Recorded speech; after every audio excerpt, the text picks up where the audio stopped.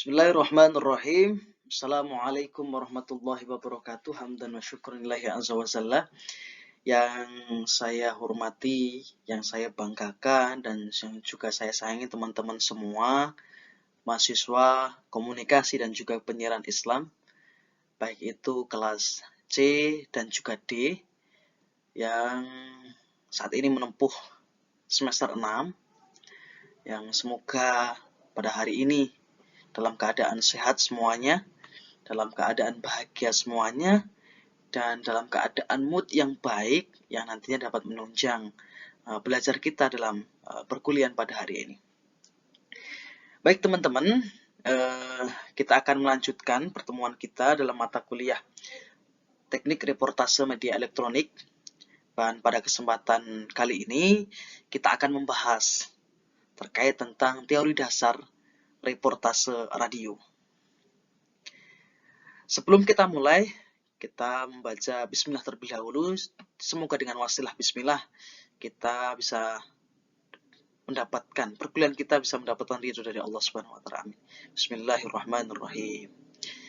Baik, kita akan mulai dengan definisi terkait tentang jurnalistik radio atau radio jurnalisme atau broadcast journalism dan juga reportase radio. What is journalism radio?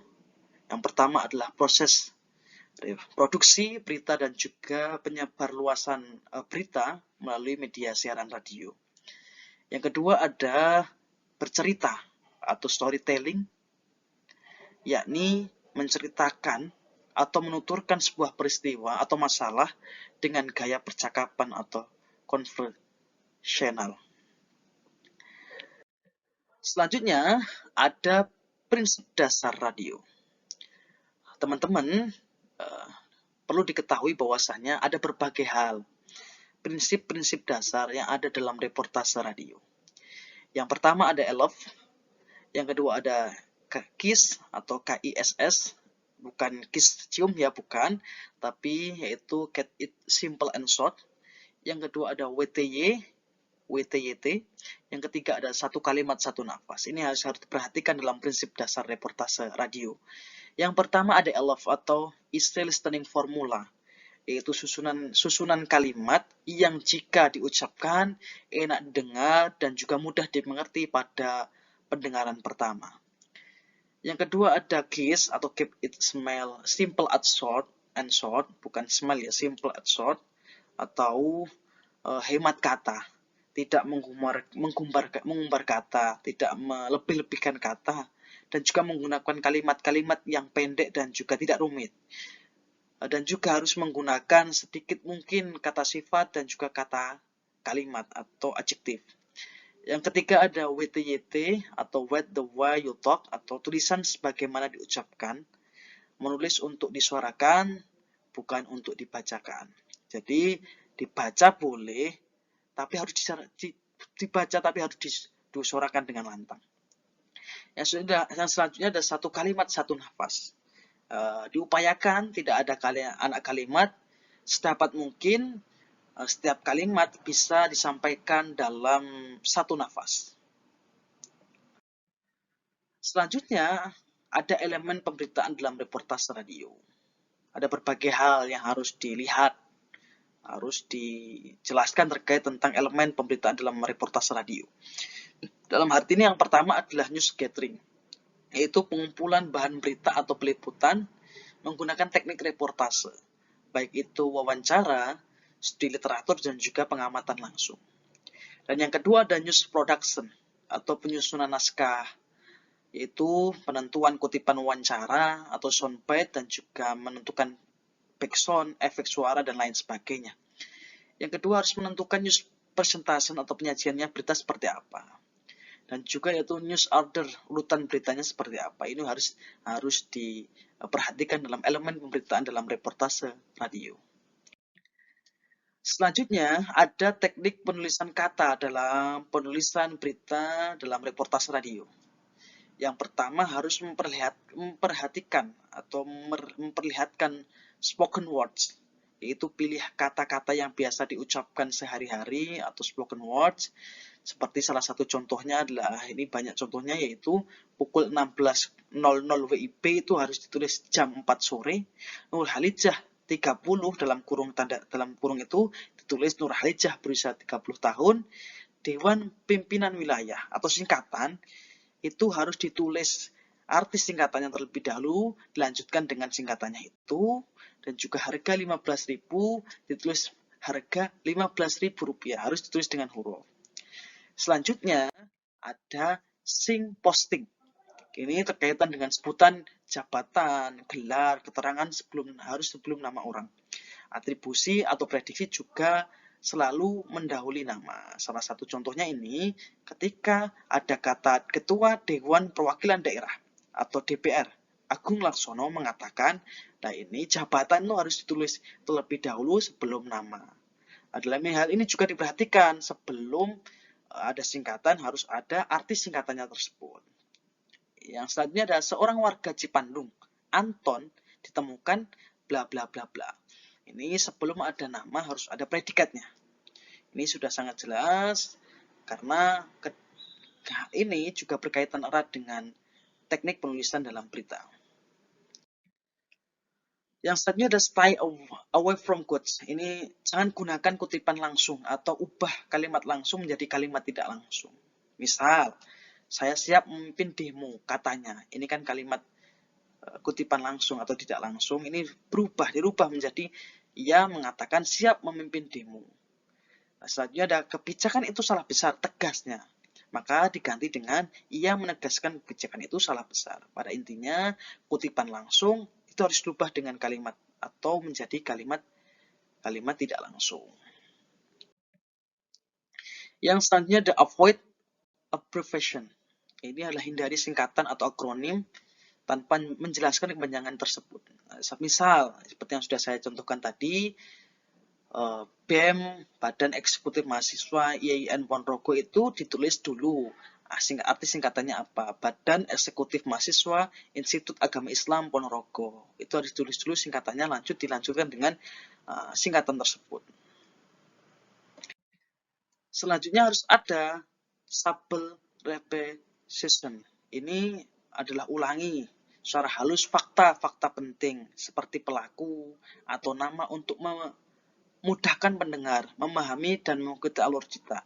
Lebih gampangnya adalah ini lebih pada condong mentauhidi atau menguatkan pernyataan. Nah, salah satu misalnya adalah Presiden Susilo Bambang Yudhoyono mengatakan, nanti jenengan lanjutkan kembali untuk mentauhidi atau menegaskan itu menurut Presiden bla bla bla bla. Lah untuk mentauhidinya lagi harus ada kepala negara juga menegaskan. Ini adalah sebuah bentuk konsep bagaimana mengulangi fakta-fakta penting seperti nama untuk memudahkan pendengar memahami siapa sih sebenarnya tokoh tersebut, apa yang dibicarakan. Selanjutnya gunakan perspektif hari ini. Nah, untuk unsur waktu gunakan kata kemarin, hari ini, besok, lusa. Bukan nama-nama hari, Senin sampai dari Minggu. Misal, mahasiswa IAIN Ponorogo melakukan aksi demo hari ini.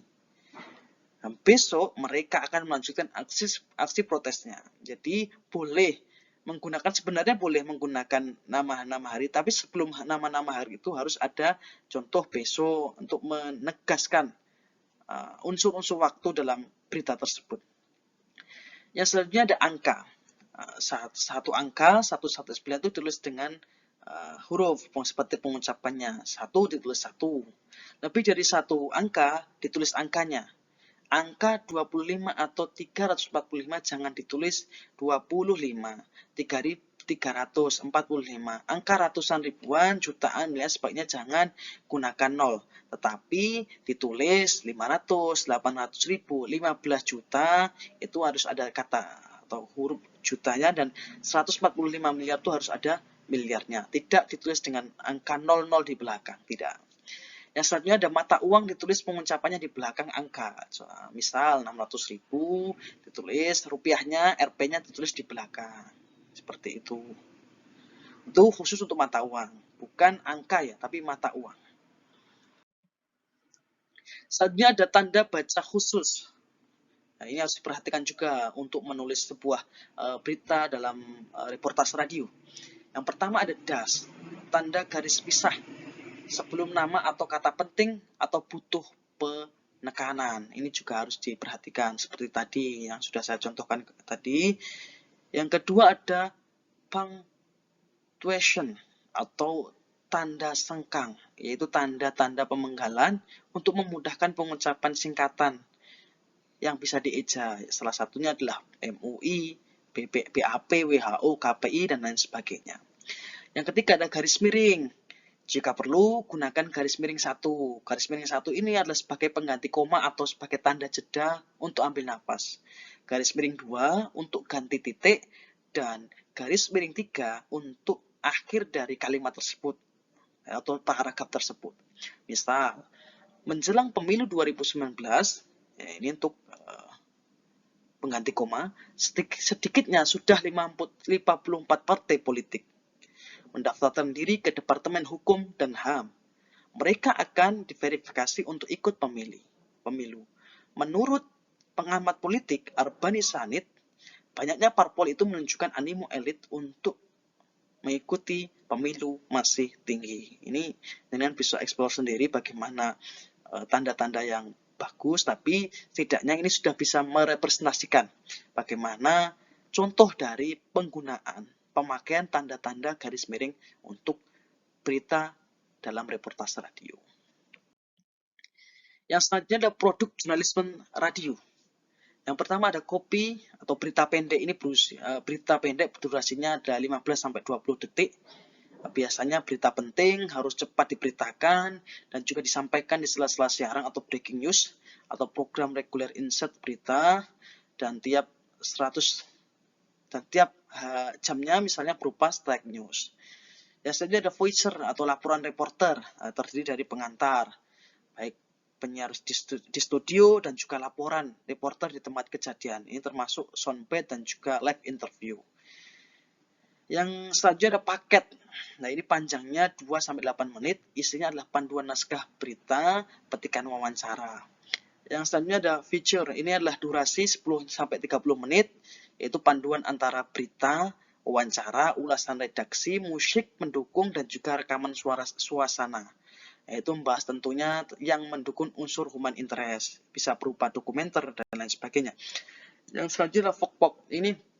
Vokpop ini adalah singkatan dari Vok Populi atau suara rakyat. Ini biasa rekaman dari suara opini-opini masyarakat awam tentang suatu masalah atau peristiwa. Yang selanjutnya ada buletin atau paket berita. Ini berisi rangkaian berita-berita terkini, bidang ekonomi, politik, sosial, olahraga, dan sebagainya. Baik itu lokal, regional, nasional, maupun internasional. Durasinya biasanya lebih dari 30 menit.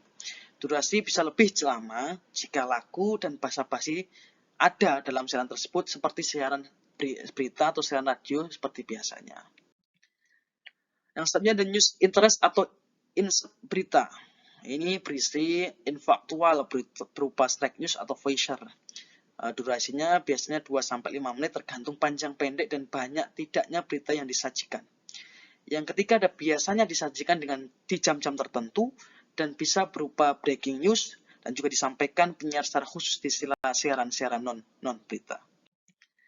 Selanjutnya ada majalah udara, berisi strike news, wawancara, dialog interaktif, feature pendek, dokumenter, dan juga sebagainya.